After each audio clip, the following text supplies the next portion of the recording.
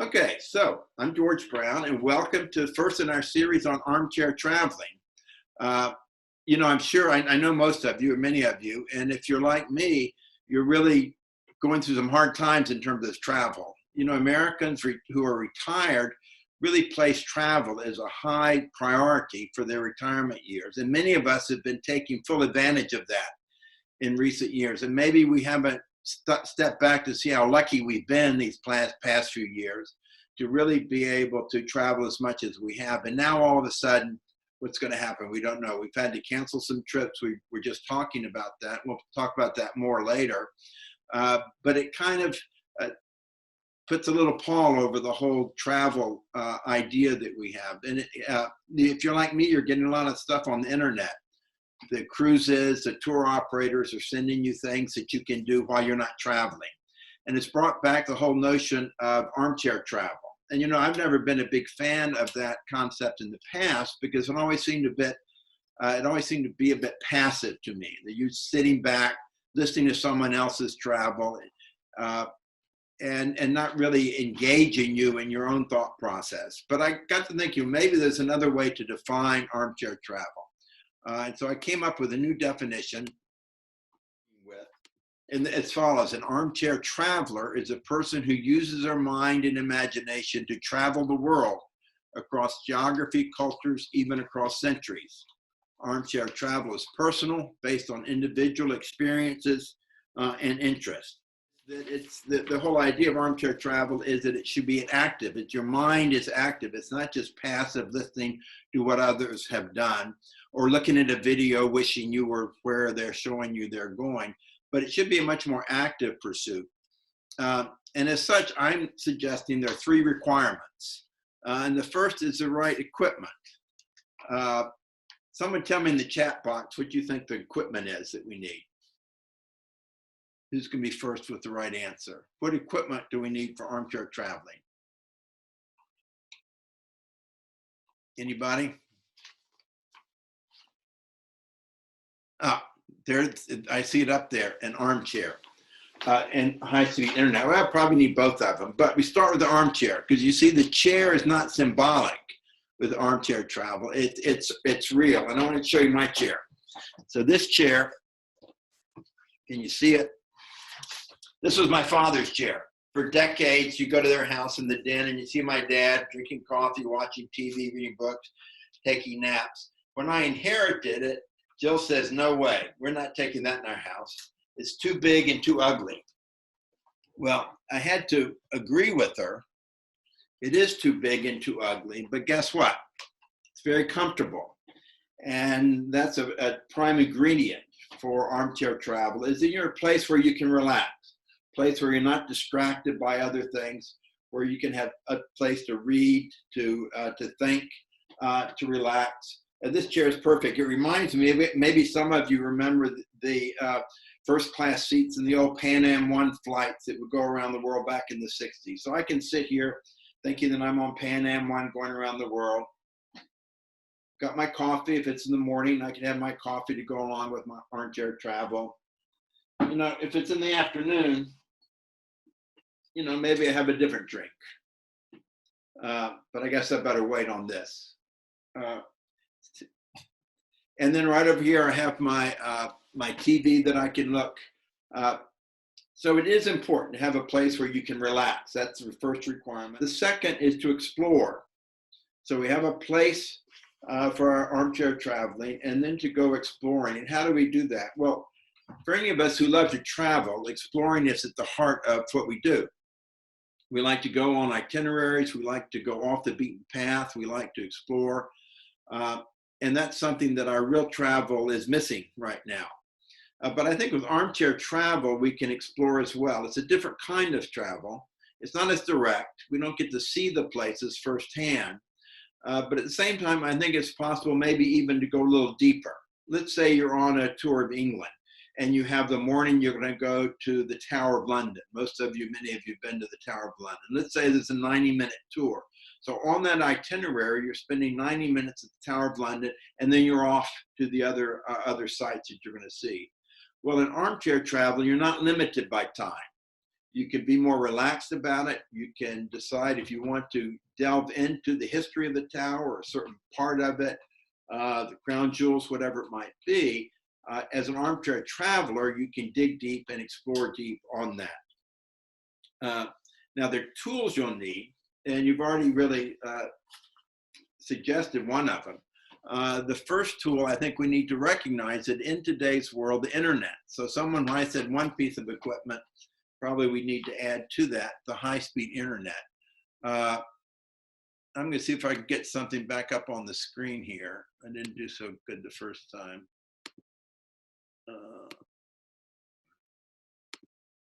Can you see this? So this is just a screen says that there's a ton of internet resources that are available.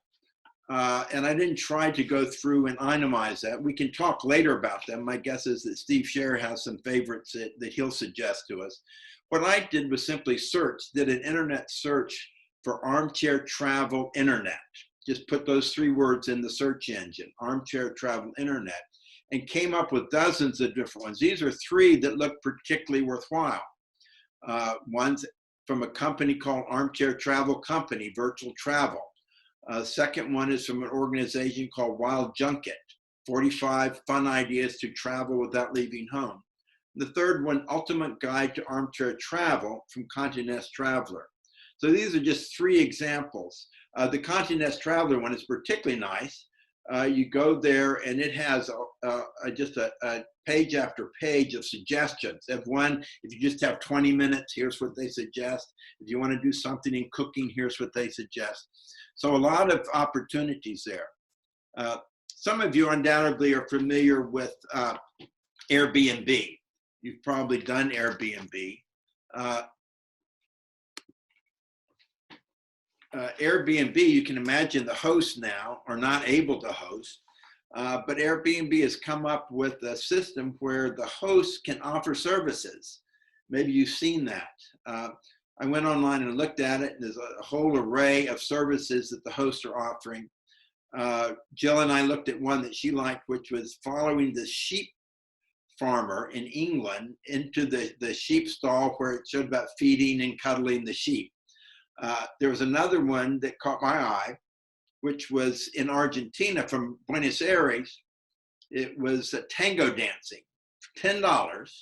For $10, you could get a tango lesson from one of the Airbnb hosts in Buenos Aires. Now, I'm not saying that I'm going to go in for tango dancing, but it gives an illustration of the kinds of things that are going on with the internet.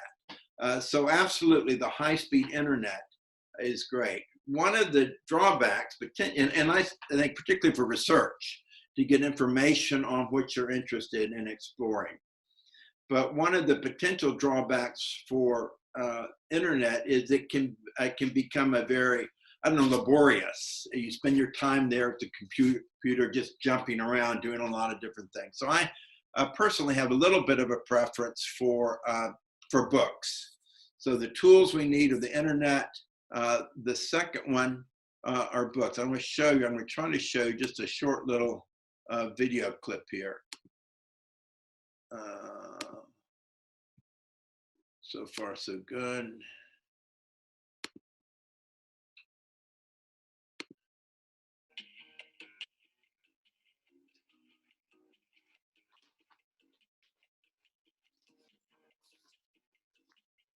My name's Roger Gale. I'm, amongst other things, the proprietor of Amicus Books in Vancouver, which is a sort of a backyard by appointment.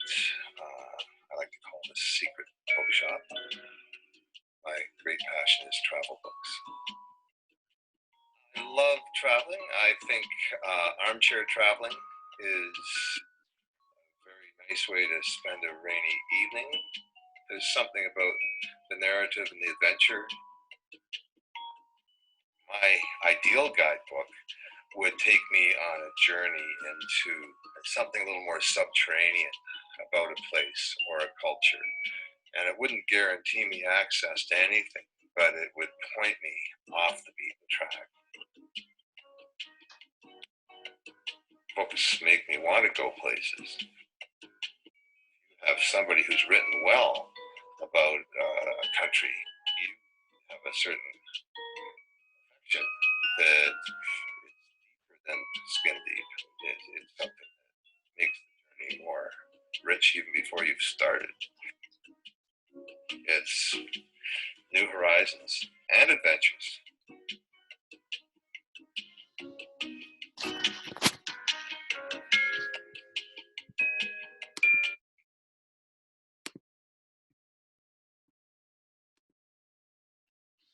Okay, so we've got these two tools, very different if you think about it. The modern high-speed internet that brings us the world in many different ways very quickly, and the older kind of more leisurely, really, and somewhat maybe more random opportunity for exploring the world through books. And what I like about that little clip was, the crowded old room with books, just kind of pulling them off the shelf. Maybe without really looking in advance, which I think is great. So we have these tools for exploring, and there are different ways to do that. One way is by destination. So a logical way to do armchair travel, say, well, I'm interested in this place. I'm interested in England. I'm particularly interested in London. So I'm going to dig into London through the internet, through books. Another way is by themes. And I think very often when we travel, people instinctively are drawn to certain themes. One theme, for example, would be food and cooking. Now, I'm not a cook. Jill over here is a great cook. I like to eat. So I like the results of the cooking. But there's a great deal you could do if you think about it with food. There's this book I have, this big old book. It was published. Internet got weak again. The book was published in 1974. It's the World Atlas of Food. Can you see the masthead there? World Atlas of Food. I don't know if you saw that stamp at the top.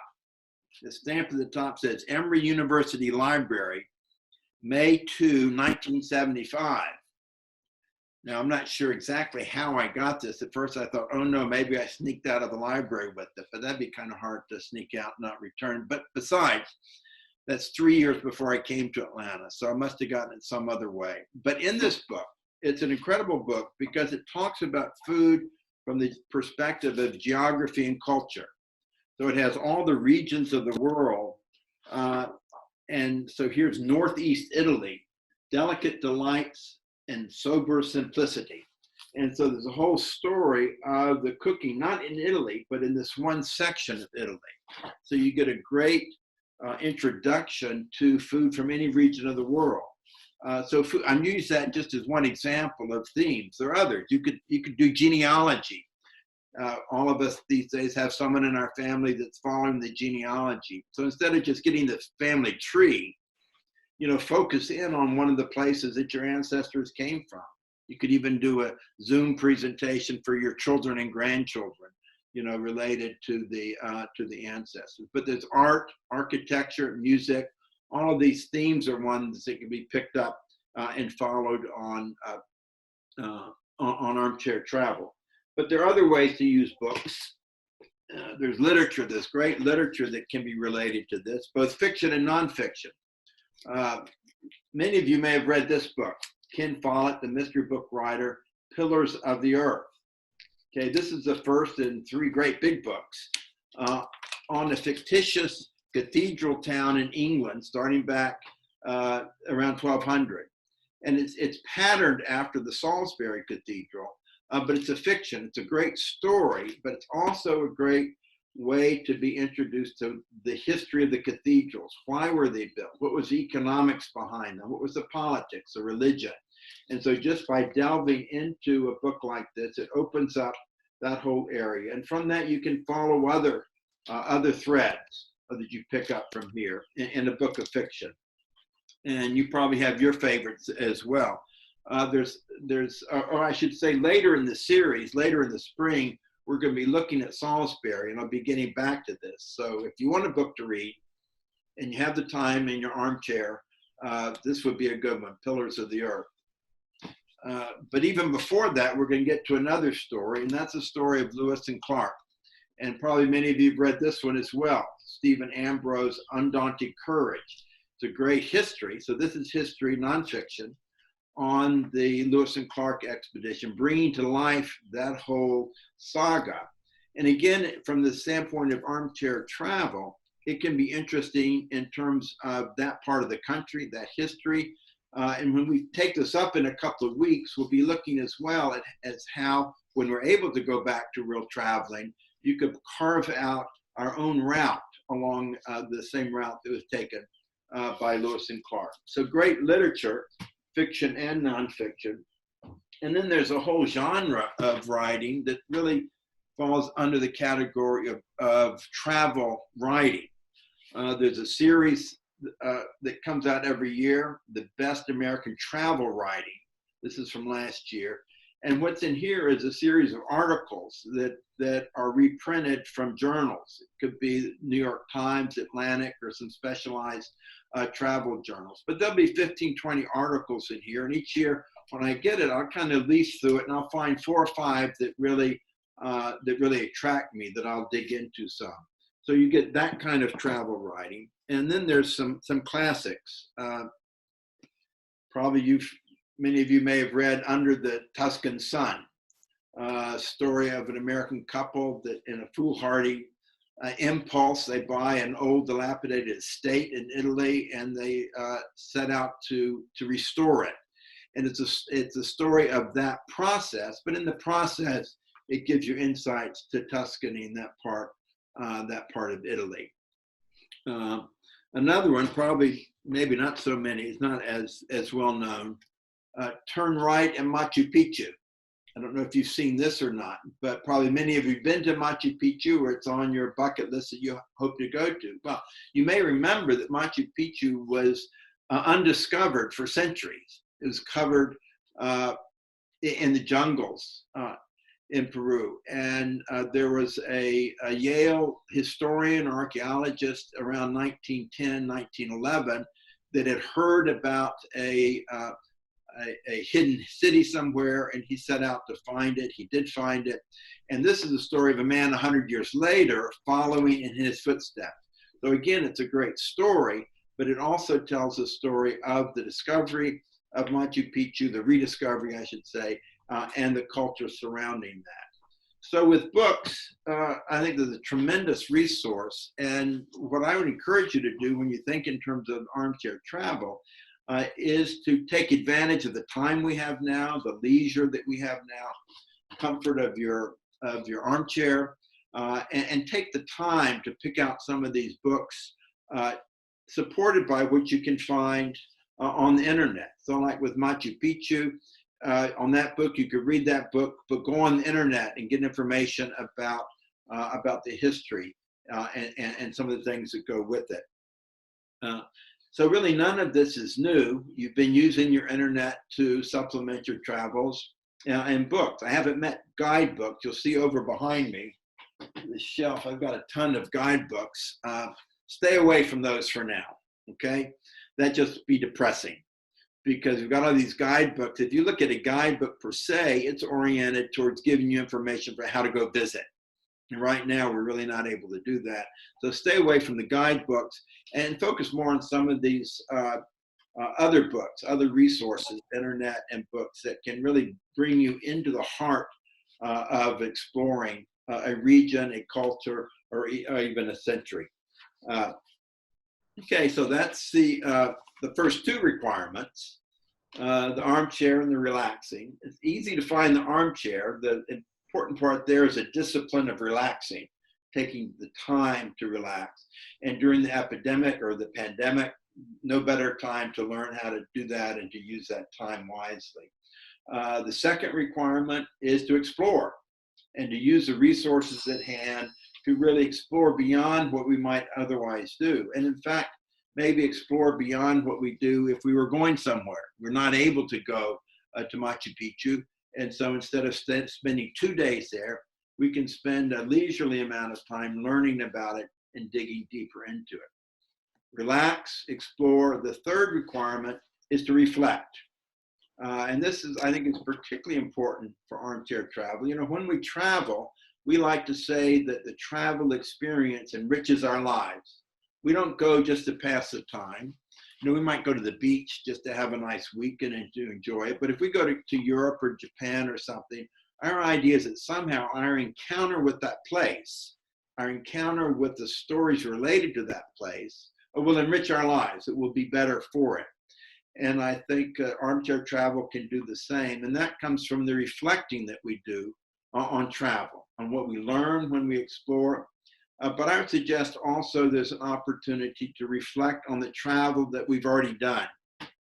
You know, when we talk about these bucket lists, when I think about my bucket list, I don't necessarily write it out, but my guess is the places I want to go back to, that list may be getting longer than the places I've not visited, in part because I've had the opportunity to visit a lot of places, but also because I've learned the value of digging deeper to a place and to appreciating the opportunity to go back. And one of the things that I've come up with an exercise on my own, I've shared this with some of you before, is I've started creating what I call my top 10. It's not 1,000 places to visit before you die. This is just 10. And my idea here is that if we think back to all the travel we've done, there's certain travel experiences that really are prominent in our memory. We can remember them like it was yesterday. And so what I like to do is think of those experiences, try to come up with the ones that are top in my mind. These are not family experiences, not family vacations or weddings or things like that, but your individual travel experience. It might be a day, it might be a moment. And to reflect on why that's still with you and what made that so important. And that reflection, I think, can help us be enriched by the travel we've already done. It can also maybe inform us in terms of the possible future travel experiences. During the course of the series, I will be sharing some of mine with you. And right now, I want to share one that some of you actually shared with me. So if you think back, what was it? February last year. So it's just 14, 15 months ago. A bunch of us went to Uluru as part of a cruise that we took to Australia and New Zealand. You know, I had been to Australia probably 12 times before we went there last year, but I'd never been to Uluru. And I was a little concerned in going there because, you know so much about an iconic place like this, the red center of Australia, that I worried that maybe I would be disappointed. Maybe the reality wouldn't match up to my expectations. But we went, and I found that, in fact, it did match up and exceeded my expectation.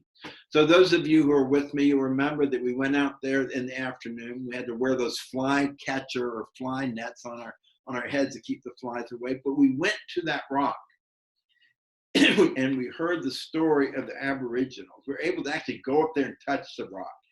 And it's just incredible to think that this edifice has been here for millions of years, for tens of thousands of years. The Aboriginals have seen it as sacred.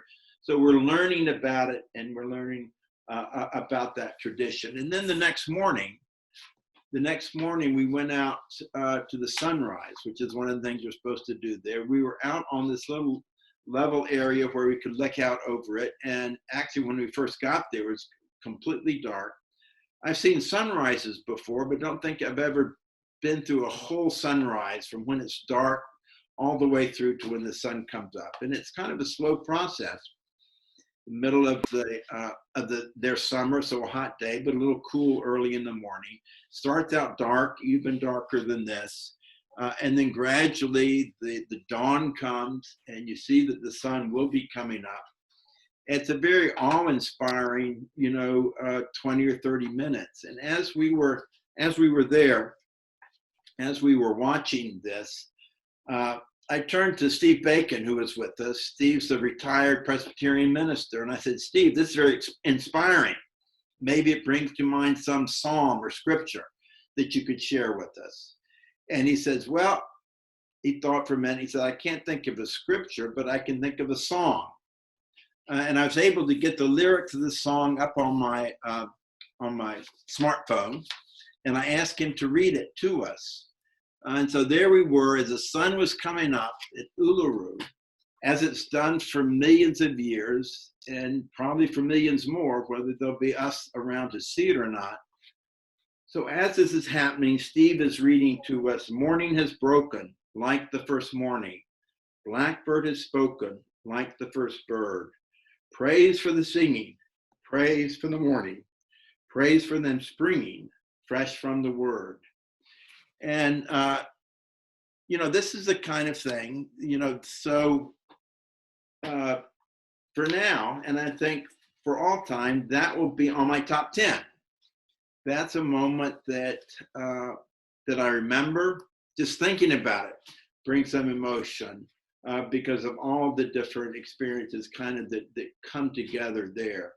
And I use this just as an example of the kind of reflection that Armchair Travel can, I think, give us, as we're here, comfortable, quiet, relaxed, as we're exploring, that we can reflect on what travel we've already done, as well as travel that we might do. And so my second assignment, remember the first assignment was what? To get the chair. The second assignment is to begin working on your top 10. Now, in my case, I always, when I write this out, I haven't done it in about a year, but I like to write out my top 10. I'll scratch out, but I usually stop at 7 or 8 because my hope is, maybe I should say my expectation is that I haven't finished traveling, that I'll have some more experiences, and that there'll be some great ones that I'll add to my list.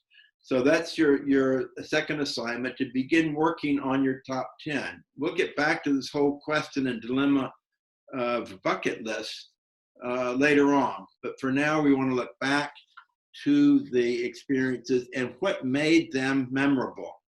Because if we can kind of figure out what made those moments memorable, then that can help us as we explore through armchair travel, but also hopefully before too long through real travel, to put ourselves in situations where we're most likely to have those kinds of experiences.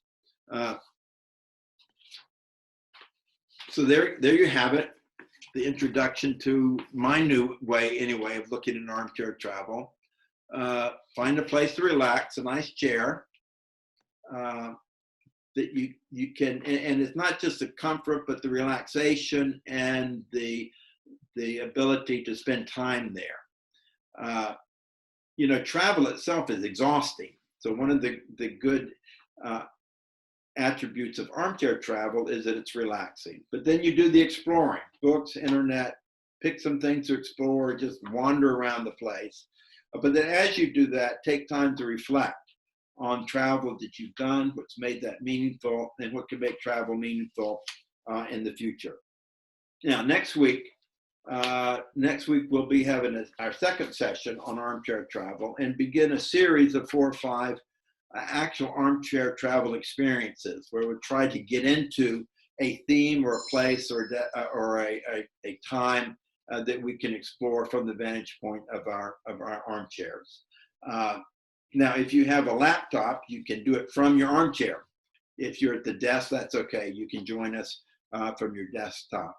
But what we'll be doing next week, we'll be going back in time to Marco Polo, 13th century Venetian traveler, and we'll be looking at what Marco Polo did, what he was supposed to have done, and what he probably actually did, and why his name and his experiences are still with us today, and to see what relevancy they may have for us today. So that's next week is Marco Polo. I don't have a reading assignment for you on that. You can look up stuff on the internet. The week after that, we will be doing Lewis and Clark. And so the book, Stephen Ambrose's book, Undaunted Courage, could be a good one for that if you're looking for an additional assignment. But for those of you that may be leaving us now or watching this once it gets recorded, hope that you'll tune back in with us at another time.